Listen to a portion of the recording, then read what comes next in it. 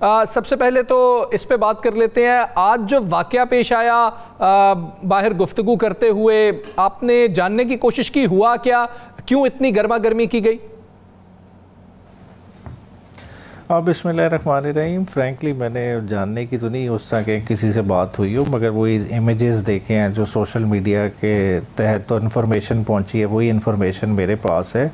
और बज़ाहिर इसी तरह लगता है कि हलीमा खान साहिबा बात करना चाह रही थी मीडिया से, उन्हें प्रेस टॉक शुरू की तो सवाल करने की एक साफ़ी ने कोशिश की और वही चीज़ बदमज़गी में बदल गई। जी साकिब साहब, क्या हुआ आज? ये उमैर साहब कह रहे हैं मैंने पता करने की तो कोशिश नहीं की है, लेकिन हालात काफ़ी गर्म हो गए थे और सवाल करने पर इतना सख्त रद्द-ए-अमल। बिल्कुल, सवाल तो होते रहते हैं, तनकीद भी होती है। मैं ये समझता हूँ कि एजेंडे के तौर पर भी बाज़ औक़ात इस प्रेस कॉन्फ्रेंस में नहीं और भी प्रेस कॉन्फ्रेंसेस में सवालात होते हैं और वहाँ पे बदमज़गी भी बाज़ औक़ात हो जाती है सख्त सवालात की वजह से, डायरेक्ट सवालात की वजह से। सब कुछ होता रहता है, लेकिन तशद्दुद जो है या किसी को मारना, उसकी कोई जस्टिफिकेशन नहीं है, कोई अगर मगर कोई चीज़ नहीं है। मतलब उसको आप तैयब बलोच हों या कोई भी साफ़ी हों, वो उसकी राय का आप जो वो इख्तलाफ रखते हो, उनकी राय मुख्तलिफ हो, उनका तरीक़ाकार मुख्तलिफ हो, वो एथिक्स को फॉलो ना कर रही हो, सहाफ़ती एथिक्स की मैं बात कर रहा हूँ। लेकिन ये है कि उनको ये तशद्दुद का निशाना बनाना कैमरों की मौजूदगी में, इसकी कोई जस्टिफिकेशन नहीं है। मेरा सवाल फिर वही जो न्याजी साहब से उनके सामने ये रखना है कि एज ए पीटीआई खुद जो है वो इसका शिकार हुई। पीटीआई के लोगों के साथ जो है वो पिछले 3 साल जो हुआ, हर बंदा जो है वो उसकी मजम्मत करता रहा है, उसको जो है वो अच्छे अल्फाज से नहीं जो है वो पुकारा गया। तो पीटीआई बतौर जमात इसको कैसा देख रही है? पीटीआई ये तो नहीं कहेगी कि ये तशद्दुद बिल्कुल ठीक हुआ। क्या आप समझते हैं कि ये तशद्दुद ठीक हुआ?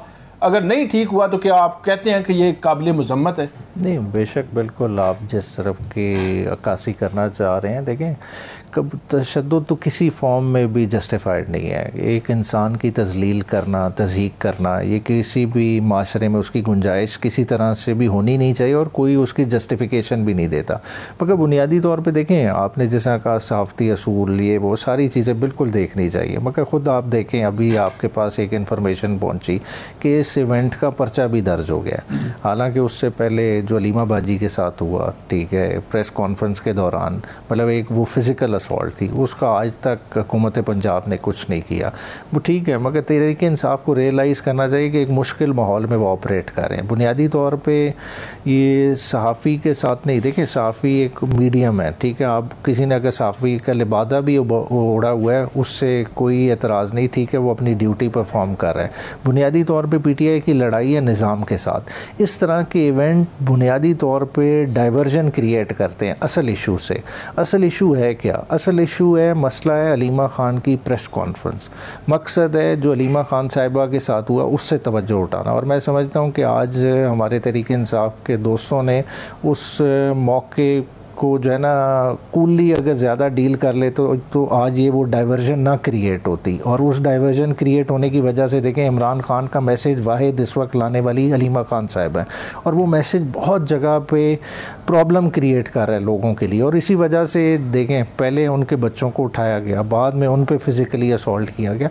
तो इन सारी चीज़ों को मद्देनज़र रखते हुए ज़ाहिरी बात है हमें भी बड़े दिल के साथ सोचना चाहिए और इस तरह के इक़दाम की कोई किसी तरह की जस्टिफिकेशन मैं तो नहीं पुट करूंगा। आप समझते हैं कि पीटीआई की बतौर जमात इस पे कोई वाज़े पॉलिसी, मौक़िफ़, बयान, प्रेस रिलीज आनी चाहिए? देखिए, ये तो इंफॉर्मेशन सेक्रेटरी का काम है और इस पे फिलफोर आनी चाहिए और पार्टी का मौक़िफ़ भी उस पर सामने रखना चाहिए कि क्यों इस तरह की मिसअंडरस्टैंडिंग हुई और किस तरह से प्रेस कॉन्फ्रेंस को सैबोटाज करने की कोशिश की। बाकी देखें, इवेंट हो जाते हैं, माफ़ी तलाफ़ी भी हो जाती है, चीज़ों को इतना बढ़ाना नहीं चाहिए। बाद मैं फिर अपनाऊंगा कि लड़ाई निज़ाम के साथ है, फोकस उस तरफ करें, इर्द गिर्द की डाइवर्जन में नहीं हमें पड़ना चाहिए। अच्छा, एक और जो सवाल है जो आज इमरान खान साहब के हवाले से भी आया कि आज वहाँ पे तोशाखाना 2 केस की समाअत थी और उस समाअत के बाद हलीमा खानम मिली, वहाँ से मीडिया से बात भी की इमरान खान साहब ने।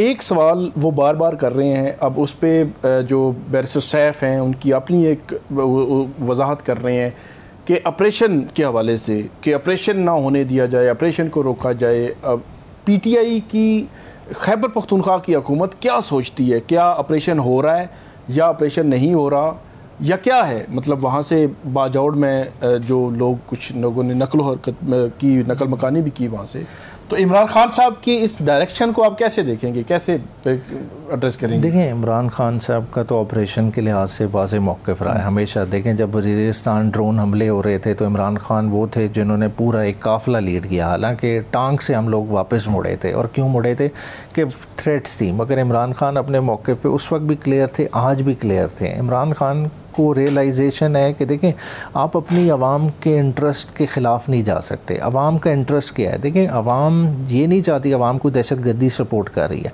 आवाम का मौक़िफ़ ये है कि दहशतगर्दी के आड़ में उनको ना डिस्प्लेस किया जाए। इंटेलिजेंस बेस ऑपरेशन तो पहले भी चल रहे थे, इंटेलिजेंस बेस ऑपरेशन पे तो कोई एतराज़ नहीं कर रहा।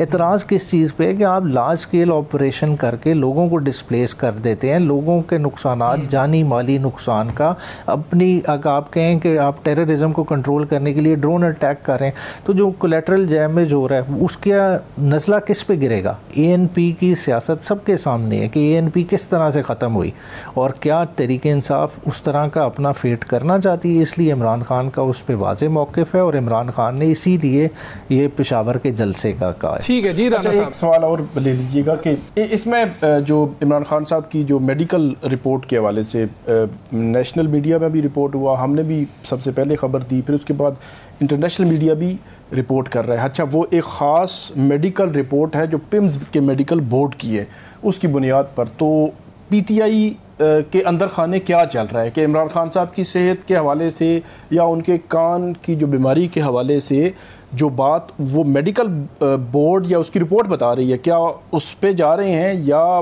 पीटीआई कुछ और सोच रही है कि जिस तरह वो कहते हैं नहीं ये कुछ भी नहीं है, ये सारे झूठ बोल रहे हैं? देखिए, इमरान खान का अल्लाह का शुक्र है कि बुनियादी कोई सेहत का मसला नहीं। मतलब आप कहें कि वो खान साहब के प्लेटलेट्स डाउन हो गए हैं, कोई इस तरह का नहीं। खान साहब को मतलब ब्लड प्रेशर तक की कोई नहीं, इस तरह की कोई शिकायत। खान साहब का डेंटल इशू बना हुआ काफ़ी अरसे का, और जब साइफ़र का ट्रायल चल रहा था तब भी दरख्वास्त दी गई थी उनकी अपनी पर्सनल डॉक्टर के भाई वो विज़िट करें, वो अलाउ भी हुई थी। आज तक एक्सेस नहीं दी गई। खान साहब के शौकत खानम के डॉक्टर कितने महीने हो गए, एक्सेस नहीं दी गई। देखें, आप ख़ुद देख लें कि एक बंदे को आपने जेल में रखा हुआ है, आप उसकी तस्वीर से इतने परेशान हैं कि आप कह रहे हैं कि पिम्स का बोर्ड भाई किया है। पिम्स का बोर्ड उधर जा सकता है क्या? खान साहब को नहीं ला सकते क्या? शौकत खानम के डॉक्टर्स की मौजूदगी में प्रॉपर अस्पताल में एक चेकअप, थॉरो चेकअप नहीं हो सकता क्या? अगर रूट कैनाल होनी है तो रूट कैनाल नहीं हो सकती। कान का दर्द, कोई कान का पर्दा तो नहीं ख़राब ना, बेसिकली तो डेंटल इन्फेक्शन की वजह से होता है। आप क्या कर रहे हैं कि साहब का वज़ीर आज़म है, आप खाली पेन मैनेजमेंट पे चला रहे हैं कि जी गोलियां दे दी और चला दी। भाई एज ए ह्यूमन बीइंग एक खान साहब के राइट्स हैं, हम सब के राइट्स हैं, वो कम से कम जो है ना देने चाहिए। बाकी जो है ना हम इस चीज़ पे जाएं, खान साहब तगड़े हैं, वो तगड़े ही रहेंगे, उन्हें ये बीमारियां या हैं भी नहीं और वो निज़ाम की बीमारी ठीक करने के लिए तैयार भी हैं।